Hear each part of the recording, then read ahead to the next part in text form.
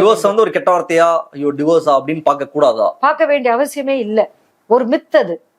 Divorce ஆகாம மேரேஜ்ல வாழணும், நீங்க திருமணத்திற்குள்ளாக வாழணும். அவன் கல்யாணம் எல்லாம் பண்ணி டைவர்ஸ் பண்ணிட்டான்பா அப்படின்னு அதை எதிர்ப்பாக பேசுறதே இல்லை.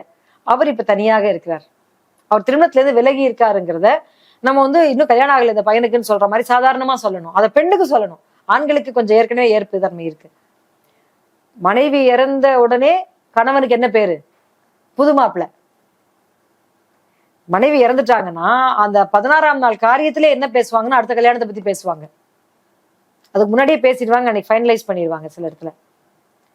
கணவர் இறந்துட்டாங்கன்னா அந்த பொண்ணு எப்பவுமே அப்படியே இருக்க வேண்டியதுதான், குழந்தைன்னு ஒண்ணு இருக்குல்ல, பார்த்துட்டு இருக்க வேண்டியதுதான், மன நிம்மதியா வாழ வேண்டியதுதான், ராமா கிருஷ்ணான்னு இருக்க வேண்டியதுதான், கடவுளை நினைத்து கொண்டு நீ வாழ வேண்டியதுதான். அப்போ இந்த இந்த இந்த சமத்துவமின்மை அப்படிங்கிறது வந்து இந்த விவாகரத்து போன்ற விஷயங்கள்ல கெட்ட வார்த்தையா ஆக்கி வச்சிருக்குன்னா யாருக்கு நல்லது? யார் அடிபடுறாங்களோ அவங்களுக்கு நல்லது இல்லை.